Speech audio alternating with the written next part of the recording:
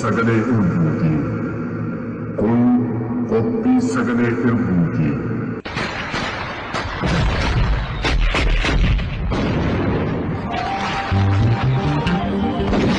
Kun qophii sagalee irbuuti. Kun qophii sagalee irbuuti. Kabajamoo dhaggeeffattoota keenyaa akkam jirtu? Kun qophii sagalee irbuuti. Qophii sagalee irbuu har'aa qabannee dhiyaanneerraa hanga xumuraatti nu faana tura.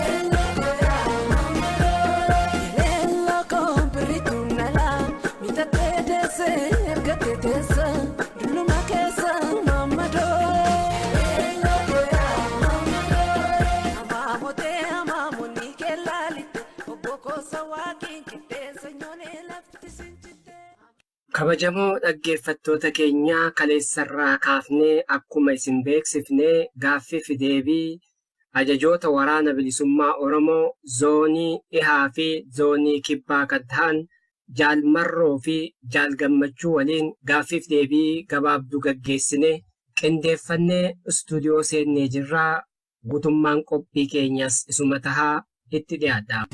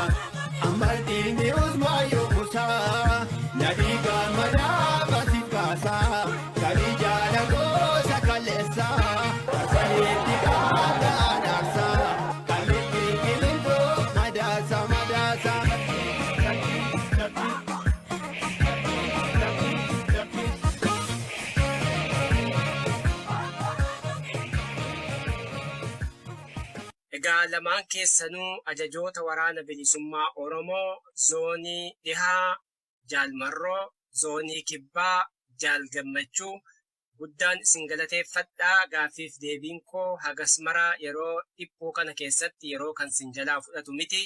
Waanuma gaggabaabaa irratti waliin haasofna. Jalqaba sochii jiruu akka waliigalaatti mee Jaal Marroon naa ibsaa. Ayyee fayyaa ta'ii sagaleen irbuu fayyaa ta'aa wanti addaa hin jiru haalli keessa jirru kanuman kanaan dura dubbachaas ture beekamaama naannoorraa naannootti kaabaa kibba bahaa dhiyaa gidduu galeessa bakka hundumaarraa bakka sochii waraana bilisummaa Oromoo jiru hundaatti qabsoottidha jirama. Akkasumas uummanni Oromoo biyya keessa jirus alaas inni keessa golee Oromiyaa hunda inni ala jirus immoo biyyoota keessa jiraatu hundumaarraa qabsoo bilisummaa Oromoo kan miilanaa kana gara xumuraatti geeffachuu fi waan qabu hundaan qabsoo bira dhaabbataadha jira. Haaluma kanaan immoo wal qabatee mootummaan gabroonfataan abbaa irree ijibbaata waan kanaa isa xumuraa egaa namni bishaan nyaate hoomacha qaqqabata jedhan sana gochaadha jira.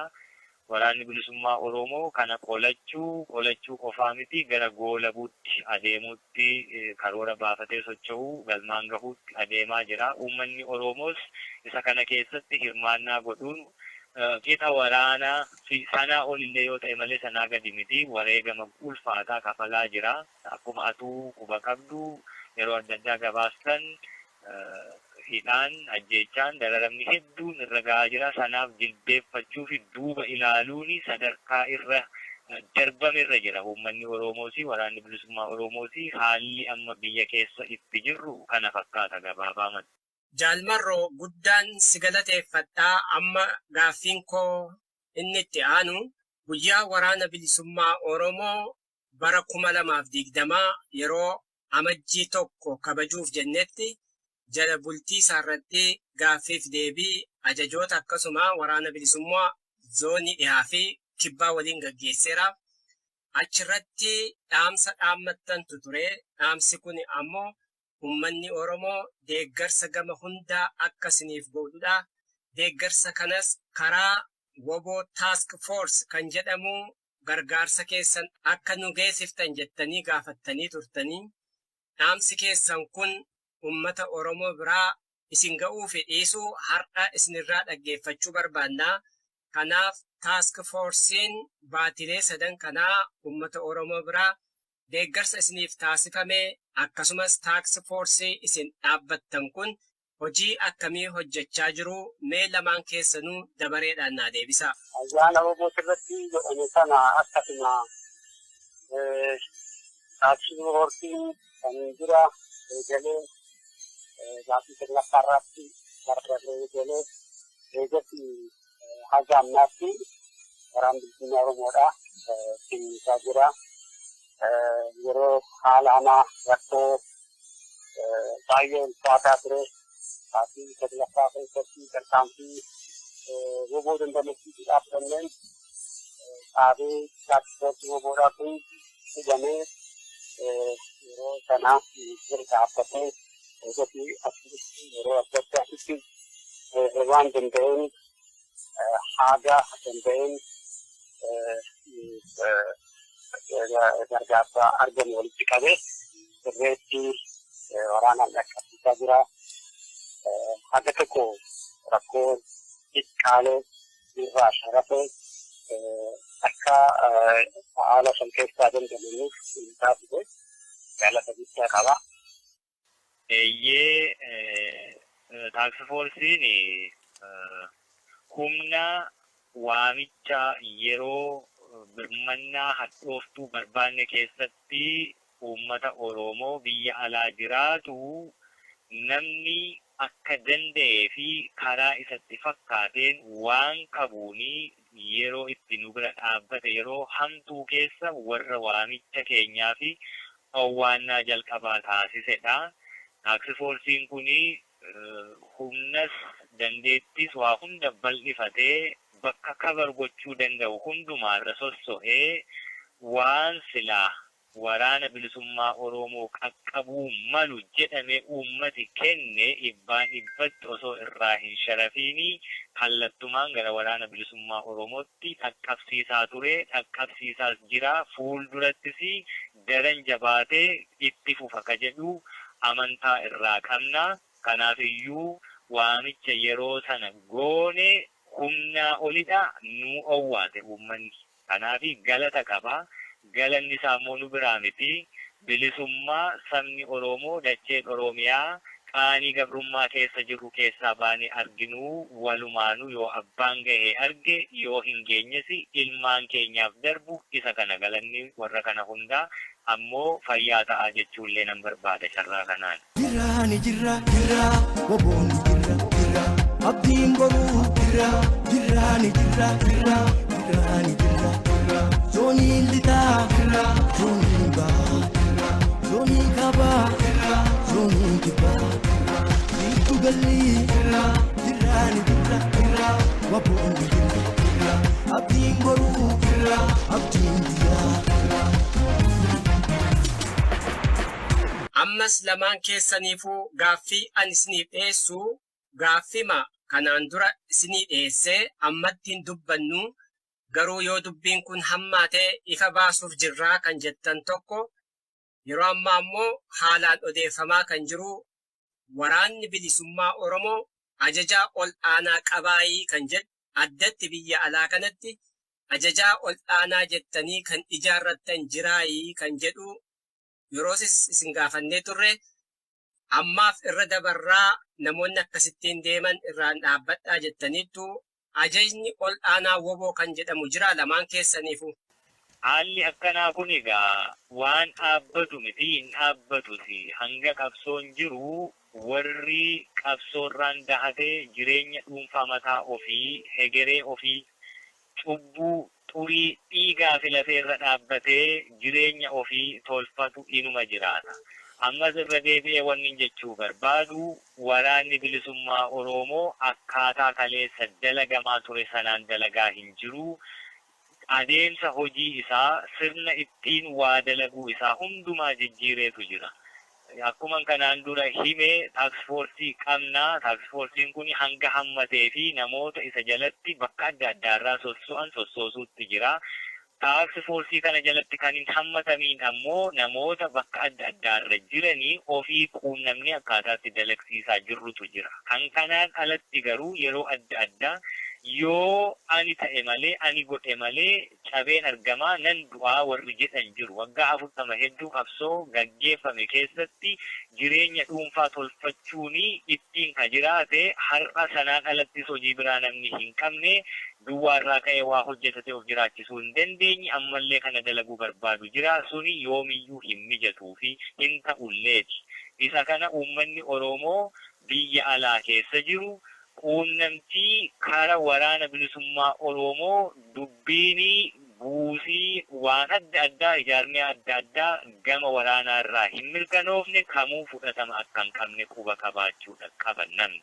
An kanarraa hafe waraanni bilisummaa Oromoo akka qabeenya dhuunfaa nam tokkoofaatti warra ilaalutu jira jechuudha. Waraanni kun yeroo dheeraa fi akka lolatee hin injifanne akka immoo lafarraa hin banne warra taasisaa turetu jira. Warri kun ammallee inuma jiru jechuudha. Warra akkasii kanatu qabsoo kana qabsoo daldalaa godhatuu barbaada waan ta'eef sun yoomuu milkaa'uu hin danda'u. Warri akkasii immoo yoomuu dhaabbachuu hin danda'an bolullee inuma jiraatu. Kana kan dhaabuu danda'u uummata shakkiin socho'uu danda'u isa kaleessa ittiin namni daldala tolfate sana irraati addatti waan mirkaneeffate qofa irratti waa gochuu qabu uummata akkasii yoo qabaanne warri suni hongee keessa nama jiraatudha ta'u homaa tokko milkaa'uu hin danda'a waan ta'e akkasitti hongeessuutu nurra jiraata irraa ka'afe namoonni kun ni dhaabbatu jechuu hin danda'amu. Ajajni ol aanaa waraana bilisummaa Oromoo dirreedha jira. Dirree yennaan siin jedhu dirree qabsoo waraana waliin.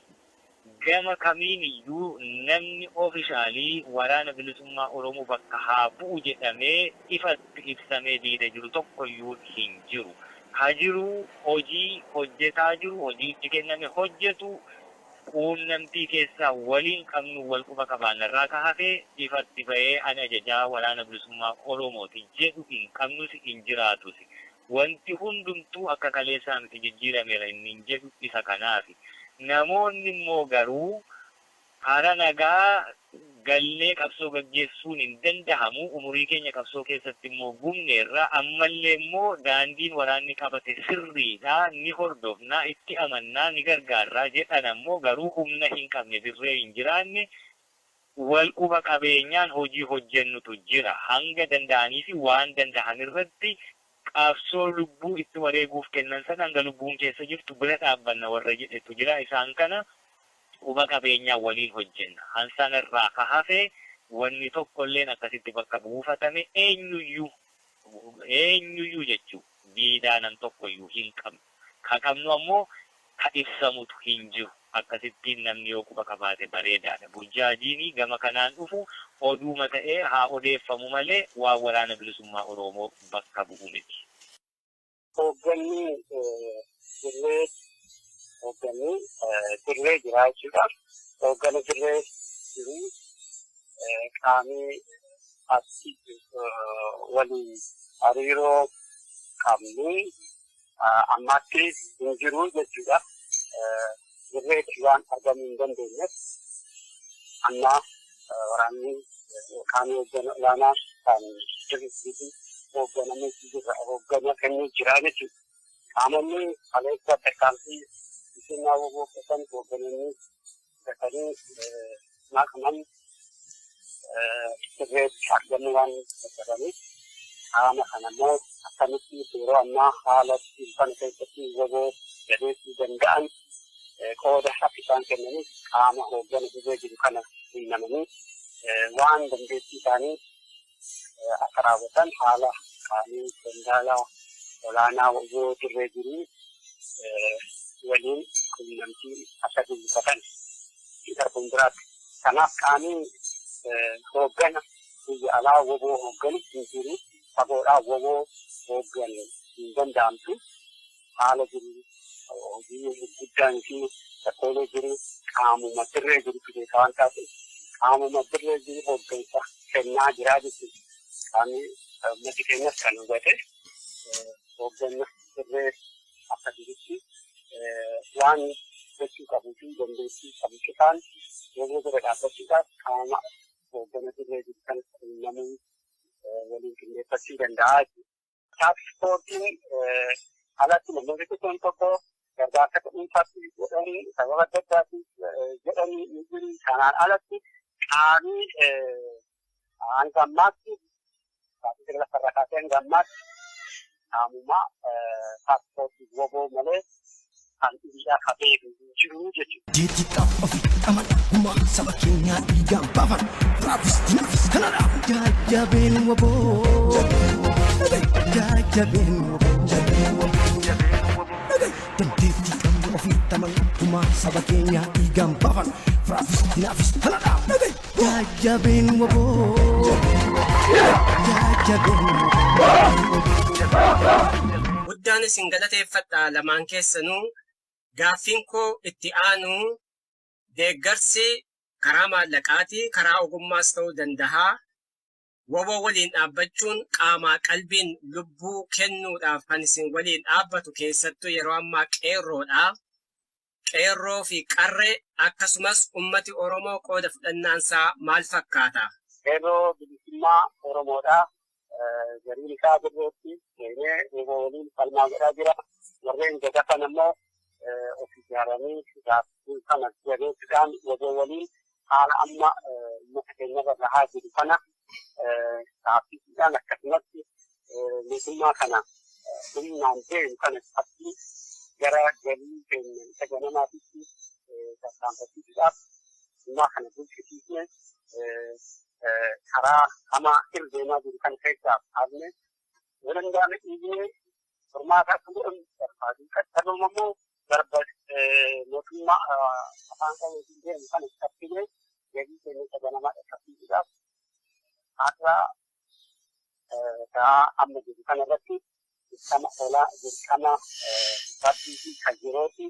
Kanaafuu bakka jiranii wal gurmeessuudhaan qooda kennuu malantennu akkuma kaleessa waboo waliin jiranii wareegameetti baasaa jiran ammas akkuma qeerroo kaleessatti cabsanii wareegama jiru baasanii haala amma uummata keenyarratti deemaa jiru kana dhaabbisuudhaan galii isaa akka dhaqqabu beeksisuu qabna. Kanaafiyyuu qeerroon jabaatee akkuma kaleessa boloyyeen isaatitti akkas dirqama isarraa jiru kana ta'uu qaba. Waboodhaanis walitti hidhatee yeroo gabaabaa keessatti akkaataa waan kun gochaan amma mootummaan kun godhaa jiru kun Oromoo irraa dhaabbatuu fi galii kaleessa hin dhaqqabne jabaatanii akka turan dhaammataa.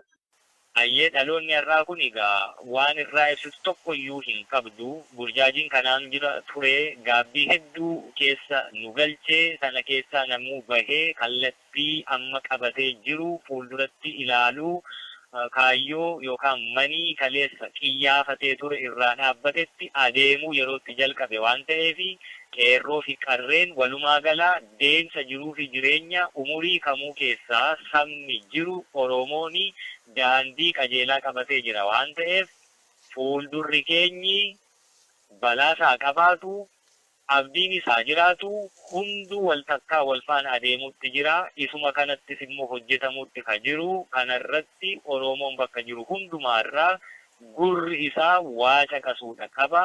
Dachee Oromiyaa keessatti duumessa samiirraa ulfaateerutu jira. Duumessi kun waatiifuu jalqabeera. Wanni waatiifu kun immoo borgungumee dheekkamee ni rooba. Sun immoo waa magarsa. akkasitti ka Oromoon har'a waa abdiin eegaa jiru. Kanuma wanni jirusi kan hin jedhus Oromoon bakka jiru hundumaarraa qaanii gabrummaa baraa hedduu isarra turte addunyaa kanarraa hiriyyaa hin qabne keessa falmatee wal baasuudha qaba.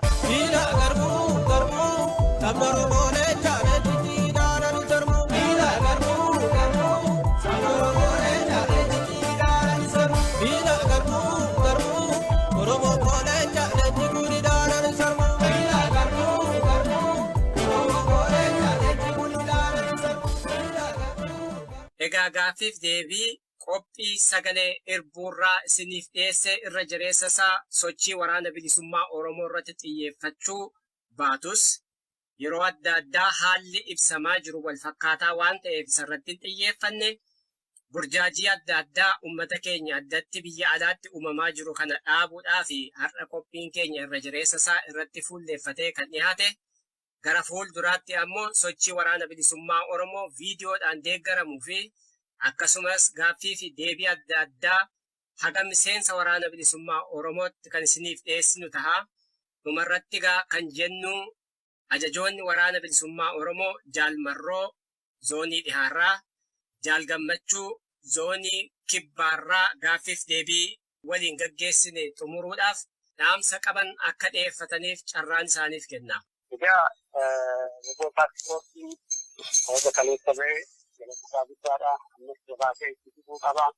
Qaamota kanaan alatti jiranitti qaama sirree jiru hojjechuudhaan qooda olaanaa ammaan tanaa uummata keenyarraa huboo jabeessuudhaaf eegamu kana akka ba'anii dhaammataa. Ayyeegaa xumuradhee atis fayyaa ta'ii wanni na hafuu guddoon hin jiru uummanni bakka jiru hundumaa waa caqasuu jiru sana galmaan gahuu irratti qophii haa taasisu. Kallattii hundumaanuu impaayera Itoophiyaa kana keessatti humni hidhate hedduutu jira. Ka daguu qabu saba Oromooti. Sabni Oromoo daguu qabu kanammoo karaa waraana bilisummaa Oromoo hir'uunsaa guutameera. Hir'uunsaa kanammoo waraana bilisummaa Oromoo jabeessuuni hir'uu qabu sana guuttatee humna isa barbaachisa. Humni sun immoo ammatti kan lafa jiru waraana bilisummaa Oromooti. Waraana bilisummaa Oromoo gaachana isaa jabeeffatee qabatee fuulduratti socho'uu qaba sabni Oromoo kan jedhuni dhaamsa dabarfadhaa. Akka miidiyaatti isinis fayyaa ta'a. Fayyaa ta'a iddoo.